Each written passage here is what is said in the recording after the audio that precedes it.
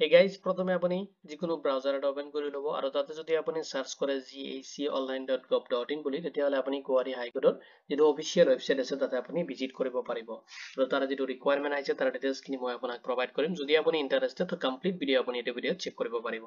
তো অফিচিয়েল ওয়েবসাইটত আহাৰ পিছত আপুনি চাব যেটো ইম্পৰ্টেন্স লিংক সেকশন আছে তাতে ৰিকোয়াৰমেন্ট যেটো ৰিকুইটমেন্ট অপশনটো দি আছে প্ৰিন্সিপাল এন্ড সিট বেঞ্চৰ যেটো অপশন দি আছে ক্লিক কৰি লব আপুনি ক্লিক কৰিলে দে চাইলক যেটো নোটিফিকেশন আছে তাতে আপুনি ডিটেইলছ এখিনি চেক কৰিব পাৰিব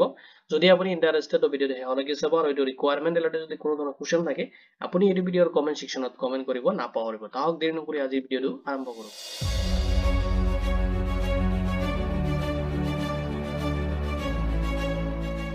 গুৱাহাটী হাইকোৰ্টৰ পৰা ৰিকোয়াৰমেন্টৰ কাৰণে যেটো নোটিফিকেশন আছে তাৰ ডিটেইলছ খিনি মই আপোনাক এই ভিডিওত প্ৰভাইড কৰিম এতিয়া চাইলক যেটো নোটিফিকেশন ৰিলিজ হৈছে 15 অক্টোবৰ 2025 আৰু এডভাৰটাইজমেন্ট যেটো নাম্বাৰ আছে আপুনি নোট কৰি ল'ব পাৰে এটো এডভাৰটাইজমেন্ট নাম্বাৰটো দি আছে আৰু আপোনাৰ পোষ্ট আছে জুনিয়ৰ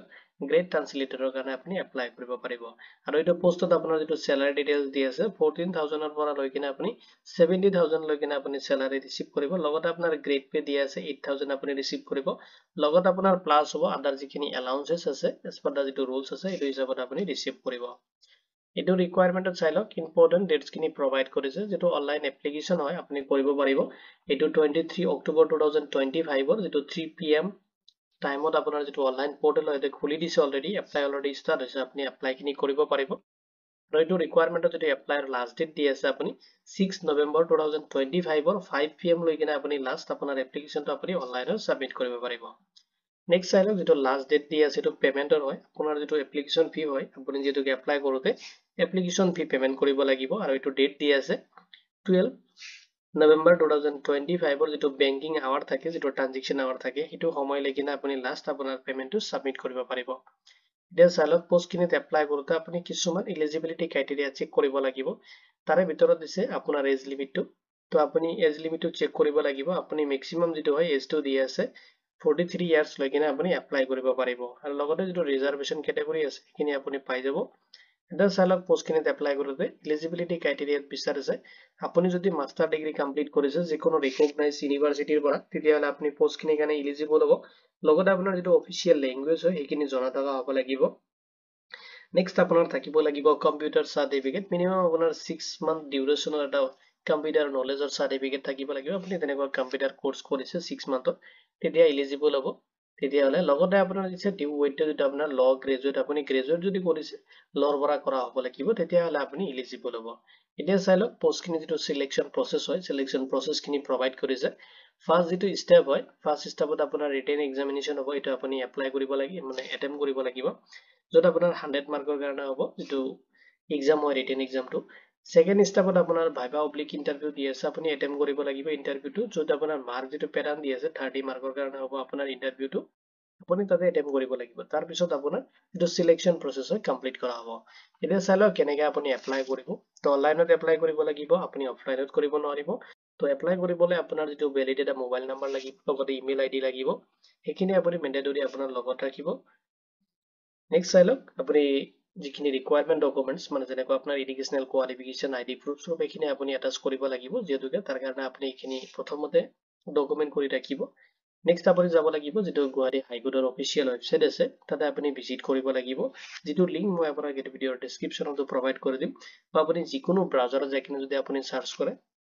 gaconline.gov.in বুলি তেতিয়াহলে আপুনি গুৱাহাটী হাইকোৰ্টৰ যেটো অফিচিয়েল ওয়েবসাইট আছে তাতে আপুনি ভিজিট কৰিব পাৰিব আৰু তাতে আপুনি চাব যেটো নোটিফিকেশন আছে স্ক্ৰল কৰি আছে তাতে অনলাইন যেটো এপ্লিকেশন ফৰ্ম ফিলআপৰ কাৰণে দি আছে জুনিয়ৰ গ্ৰেড ট্ৰান্সলেটৰৰ কাৰণে তাতে আপুনি ক্লিক কৰিব লাগিব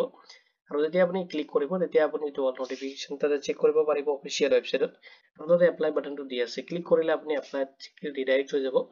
নেক্সট চাইলক আপুনি অল ডকুমেন্টস খিনি ৰেডি কৰি ল'ব ডিটেইলছ খিনি ফিল আপ কৰিব লাগিব নেক্সট আপোনাৰ কাষ্ট সাৰ্টিফিকেট লাগিব আপুনি এপ্লাই কৰোতে নেক্সট আপোনাৰ এজ প্ৰুফৰ কাৰণে আপুনি ক্লাছ 10 ৰ যেটো এডমিট কাৰ্ড হয় লগতে আপুনি বাৰ্থ সাৰ্টিফিকেট যিকোনো দুটাৰ ভিতৰত এটা আপুনি ইউজ কৰিব পাৰে নেক্সট আপোনাৰ ডকুমেন্টস লাগিব যেটো এলিজিবিলিটি ক্ৰাইটেৰিয়া আছে তাৰ ওপৰত বেচ কৰি কিনে আপুনি ডকুমেন্টস খিনি আপলোড কৰিব লাগিব নেক্সট আপোনাৰ যদি কাষ্ট সাৰ্টিফিকেট আছে ক্যাটাগৰী ৰিলেটেড তেতিয়াটো আপুনি সাবমিট কৰিব লাগিব যদি নাই এটো ব্ল্যাঙ্ক ৰাখিব আপুনি নেক্সট আপোনাৰ ডিসেবিলিটি যদি আপুনি পিডব্লিউডি ক্যান্ডিডেট হয় তেতিয়াহলে আপুনি এখিনি ডকুমেন্টস দিব লাগিব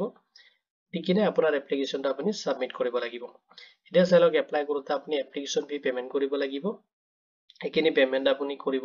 এটা অপশনটো দি আছে যদি আপুনি PWBD ক্যান্ডিডেট হয় তেতিয়াহলে আপুনি কোনো ধৰণৰ এপ্লিকেশন ফি পেমেন্ট কৰিব নালাগে যিটো ফি আপোনাৰ পেমেন্ট খিনি কমপ্লিট কৰিব পাৰিব যদি আপুনি OBC বা MOBC ক্যান্ডিডেট হয় তেতিয়াহলে আপুনি 500 এটা পেমেন্ট কৰিব লাগিব আৰু পেমেন্টটো আপুনি অনলাইনত কৰিব নোৱাৰিব তাতে আপুনি যেতিয়া ফৰ্মটো সাবমিট কৰিব এটা আপুনি চালান তাৰ পৰা ডাউনলোড কৰিব পাৰিব এইটো চালান আপুনি পিন কৰি কিনে আপোনাৰ নিয়াৰে যেটো বেংক ব্ৰাঞ্চ আছে ষ্টেট বেংকত যাব আপুনি যাই কিনে তাতে আপুনি সাবমিট কৰিব লাগিব আৰু আপোনাৰ যেটো পেমেন্ট হয় আপুনি মিনিমাম 24 আৱাৰ পিছত যাব কাৰণ যদি আপুনি এপ্লাই কৰি কিনে নেক্সট ডে আপুনি গুচি যায় তেতিয়াহলে আপোনাৰ পেমেন্টৰ তাতে অপশনটো নাহে কাৰণ আপোনাৰ 24 আৱাৰৰ পিছতহে ইয়াতে মানে আপোনাৰ যেটো পেমেন্ট হয় চালানটো আপোনাৰ ৰিসিভৰ কাৰণে ইয়াতে পোৰ্টেলটো খুলি দিয়ে তো আপুনি যদি এপ্লাই কৰি আছে তাৰ পৰা মিনিমাম আপুনি দুদিন মান পিছত আপুনি বেংকত যাব যাই কিনে আপোনাৰ পেমেন্টটো আপুনি সাবমিট কৰি দিব আৰু পেমেন্টটো সাবমিট হোৱাৰ পিছত যেতিয়া আপোনাৰ কালেকচন হৈ যাব আপুনি এটা পেমেন্টটো সাকসেসফুল হোৱা বুলি তাতে মেছেজ এটা পাব লগতে আপোনাৰ পেমেন্ট ৰিসিপ্টটো আপুনি তাতে চালানটো যেটো হয় ডাউনলোড কৰিব পাৰিব তো কিছুমান টাৰ্ম এন্ড কন্ডিশন দি আছে এখানে আপুনি চেক কৰি লব যাৰ কাৰণে আপুনি যেটো ৰিকোয়াৰমেন্ট হয় এটা ৰিটেন এক্সামৰ কাৰণে আপুনি দিবলৈ যাব লাগিব যেহেতুকে তো তাৰ কাৰণে আপোনাৰ যেটো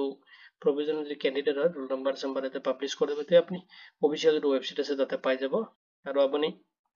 যেতিয়া ইন্টাৰভিউ বা ৰিটেন টেষ্ট বা এটাইম কৰিব যাব তাৰ কাৰণে আপোনাৰ কোনো ধৰণৰ টিএডিএ আপোনাক প্ৰভাইড কৰা নহব এইখিনি ৰুল ৰেগুলেশনত দি আছে যদি আপুনি কোনো ধৰণৰ গভৰ্নমেন্ট সেক্টৰত কাম কৰি আছে বা আপুনি কাম এৰিছে তেতে এনওসিটো আপুনি প্ৰভাইড কৰিব লাগিব আৰু যদি এক্সপেৰিয়েন্স সাৰ্টিফিকেট আছে এইখিনি আপুনি তাতে এটাচ কৰি দিব লাগিব এইখিনি ৰুলে আছে আৰু এটো ৰিকোয়াৰমেন্ট ৰিলেটেড যদি কোনো ধৰণৰ কোৱেশ্চন থাকে আপুনি এই ভিডিওৰ কমেন্ট সেকশনত কমেন্ট কৰি দিব ভিডিওটো চোৱাৰ বাবে ধন্যবাদ দি কিনে আজিৰ ভিডিও ইমানতে সামৰিছো